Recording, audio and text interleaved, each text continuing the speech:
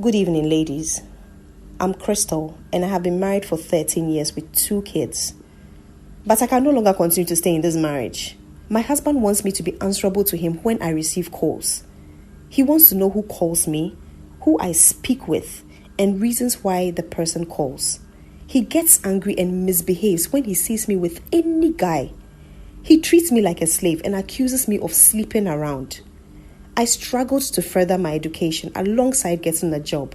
Now I have been transferred and he doesn't want me to go. He doesn't see any wrong with whatever he does. Sisters, we don't talk to each other at home. It's as if we are just strangers. He's just so unbearable and quarrelsome. I just want to walk out before I die of high BP. Please help a sister. Okay, all right. Please help a sister. She's listed all the reasons why, why this guy is maybe, all the red flags, you know.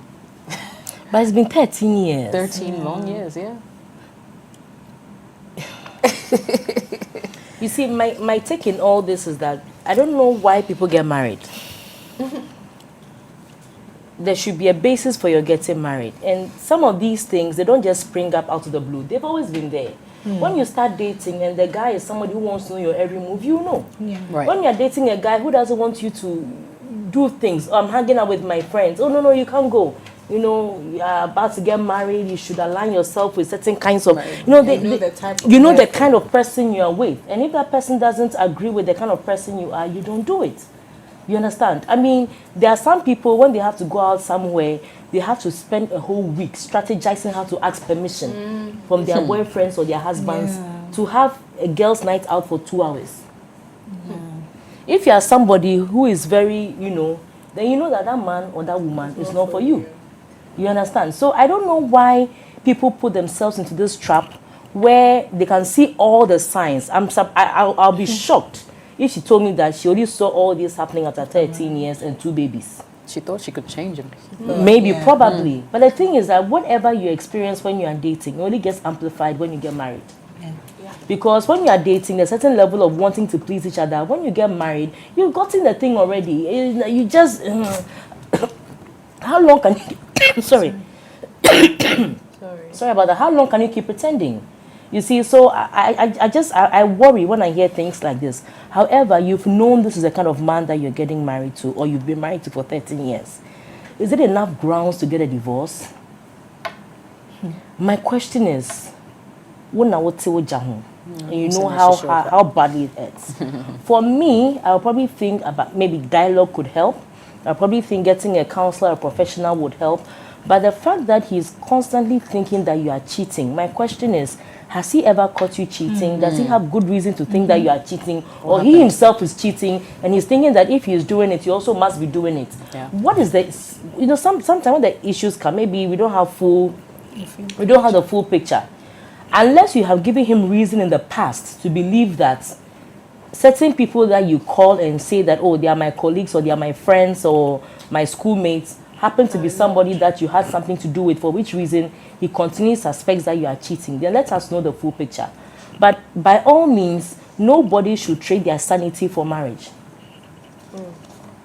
But it doesn't mean that you should just get up and run away because you are not comfortable, you are not happy, you want to do the transfer job and he's not, no. Sometimes you have to think things too, because once you are married, it's a commitment and you have children involved. You have to think about all these things. But by all means, if you know that the situation you're in is going to drive you crazy, negatively affect you, the kids, and the very essence of the marriage, then I think that you need to advise yourself and just nicely exit. But don't just get up and exit. Always work on it. Communicate. And the fact that you say that you don't speak together. Look, sometimes when you're arguing with your partner, if you put yourself in a situation where you don't talk to each other, the slightest of things you are angry because it's like you are actually angry with the person, not with the issue.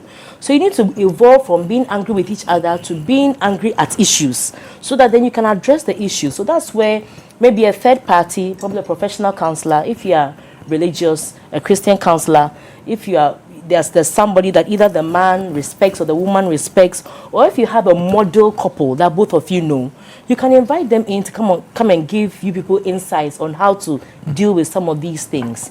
But do not exit without trying. But if you've tried, and you realize that you're getting mad, please, by all means, exit. Interesting. Rosie has said it all, but I'm trying to figure out, the guy has serious insecurity issues. Wanting to know who's calling you, where you are, what's happening, constantly on your case. Something must have brought it on. Exactly. Something could have brought it on, or naturally he's just a person like that. Or secondly, something that just crossed my mind. I mean, you ladies are going to say, hey, Olivia, but how is sex like? Hey, Olivia.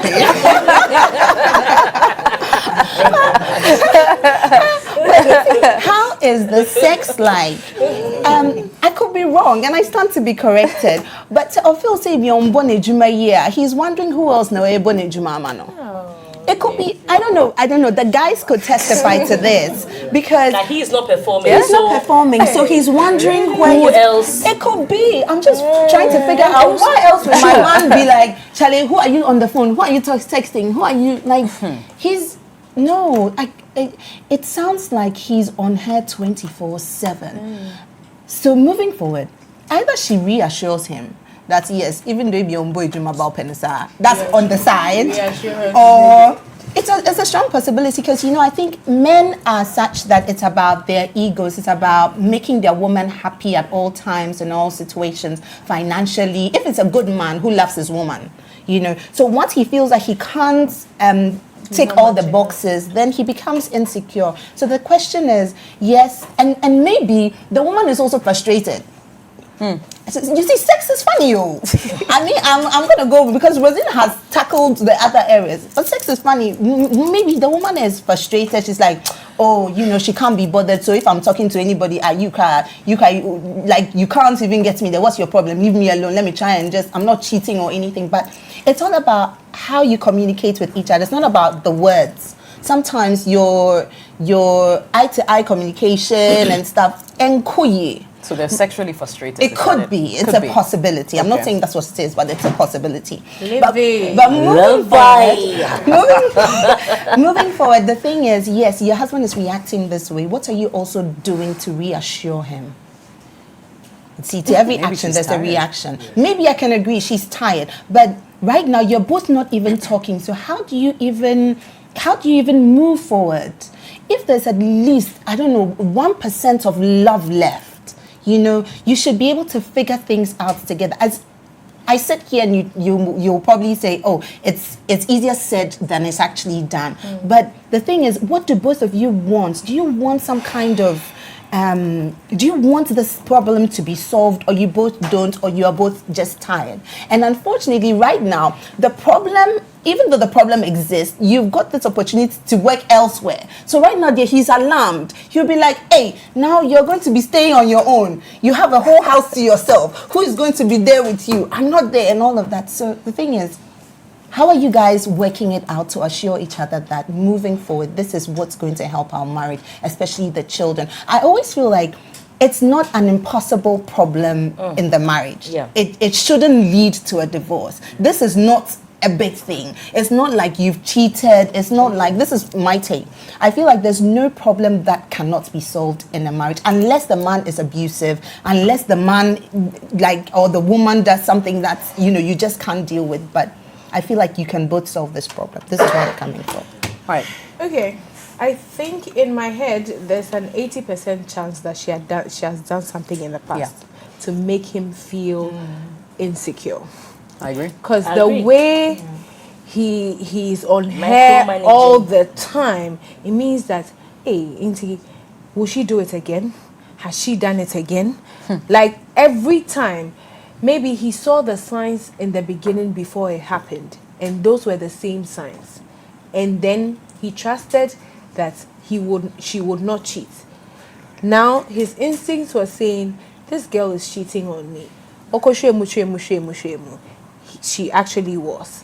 And maybe because of that, he's now afraid that every turn of hers would turn out that she's cheating. So this is somebody who has not forgiven and has not forgotten, and is living all his life based on the fact that he's afraid that he will be cheated on again. Now, this is my take. 13 years of marriage, it probably happened in the beginning of the marriage. So that's an unsolved issue. Now that it's unsolved, we are getting into bigger problems because then communication diminishes. I'm angry, I can't even bring myself to even talking to her. So, I'll just sit down, I'll eat, I'll go to work, I'll bring the money home, we'll do whatever. We are living life, but we are not connecting. So over the years, the gap has widened and widened and widened, and now they can't even stand each other. True. So cases upon cases have built up. When you ask the woman why she's angry at him, she will not be able to tell you one thing. And the man too is so angry, he will not be able to say one thing. Because it started from one thing and it wasn't tackled. Yeah. And over the years, it has built up, and now it's dirty, still water. So for me, this is what it is. You have to remove the layers. And it will take a lot of time. It will take a lot of patience, and it will take a lot of commitment from the two of you. Yeah. So now that you have seen, and you see, her position is standoffish. I can't stand him. That's what happens when you're tired. You see, when you're tired. So because the thing wasn't dealt with. Exactly. So now, Amino, I said I'm sorry. I have not done anything again. You are always accusing me of cheating on you. I'm tired. I'm not even doing anything. You are always checking my phone log. You are doing this. Now I've got a job. This is my chance. This is my chance to just leave this toxic environment and go and stay somewhere else. If you're to say, okay, all right. No, and this is actually what is happening with a lot of marriages. So this is what I think. That already you haven't even realized that you have checked out.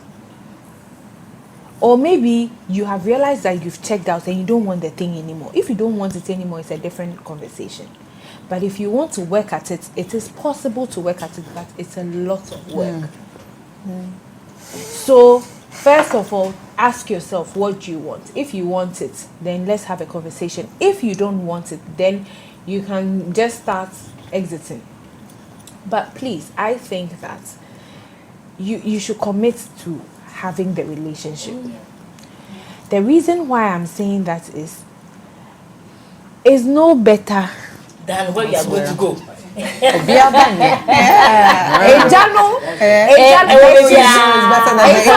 Some ovens are smaller and hotter. So you don't want to be gallivanting around saying that, oh, I left my husband because of A, B, C, D. Charlie, people don't know how to even talk to themselves.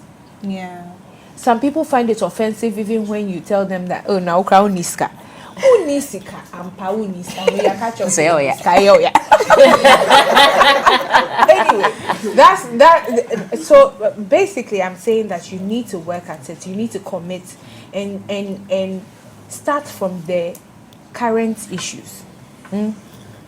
You start from the things that, oh, the last time, even the way I make casa, you just came. Who are you speaking with? The person in the person at the end of the call even heard you ask me who it is, and it's quite embarrassing. Then he will also reply you. By that exchange, you will realize that he will bring old things. Start addressing it. And please, when your partner says something, take it seriously. Yeah. Don't rubbish it. That is one of our biggest problems. If I don't see your problem as a problem, I'll not treat it as important.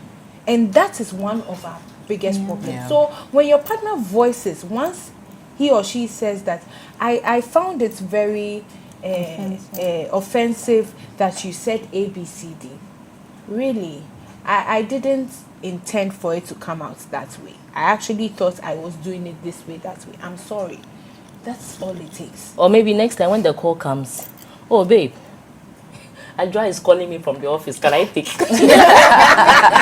I mean, see, you either make light of it, whatever, but you should make sure that you are doing something about it. Talk about it. Do something about it. Don't leave it be, because by doing that, you are just shooting yourself in the foot. Ubeko wale go and do transfer. You meet someone there, the person will be nice in the first instance, then you end up in the same trouble. So I mean, I feel this woman's pain because, Charlie, there's nothing like living with an insecure partner. Like, it can drive you crazy. I know. You know? Audience. Okay, right. Okay, I believe this marriage can be solved. It is solvable. There are certain things I'm sure probably the lady is doing, and that is making the man kind of doubt her loyalty and faithfulness. The mere fact that the man is doubting the lady's loyalty and, should I say, fidelity, very soon need to be with the kids. Are the kids my kids? And that's where another issue comes in. So a lot of communication and counseling needs to be in. Not just like mere talking, but deep communication. Right. Thank you. All right, let's come to the front. There's a lady here. No, the one behind. Yes, ladies first. Here we go. Okay, my name is Princella. Yes, husband and wife. And I just want to say something, like one thing, like the lady should check herself. Maybe at times there are some things that we do that make people suspicious about us, because maybe when she gets the calls, she doesn't stay right by the husband to make it. Maybe she goes out to the next room. It can make the person suspicious, because when you go out, the person doesn't know what you are going to say or who you are talking with. So she should sit down and then think about some things that she does that she think it is not right. And if they have a counselor too, they should see a counselor for advice. Nice one. Okay, let's see what your husband has to say. Okay, so she's busy, I'm easy. There you go. Okay. All right, so 13 years. I think you've done enough. You've done well. I mean, don't quit. If you want to quit, think about why you started in the first place. And marriage is work. You need to work at it. It's not easy. Marriage is not easy. There are happy times. I mean, there are bumpy times. Just work at it. When the issues come, sit down, talk to your partner, find out where the issues are coming from. And you are good to go. 13 years, you've done well. Yeah. I mean, why quit now? You can solve your marriage and move on. I mean, I'm Quick proud question. of you guys. How long have you guys been married? Just curious. Is this a fresh marriage? It's fresh. Yeah, you can tell. They're matching clothes. All right, I'll take final comment from a gentleman in the corner. I think she should accept responsibility for what she finds herself in, because she saw the signs and she walked into the marriage. And then secondly, she should become more confident and assertive, because sometimes when you're dealing with a domineering character, the easiest way to break that cycle is to become confident. The one thing about life is that we teach people how to treat us. True. Thank you. True. Thank you very much. That's a really, really good point.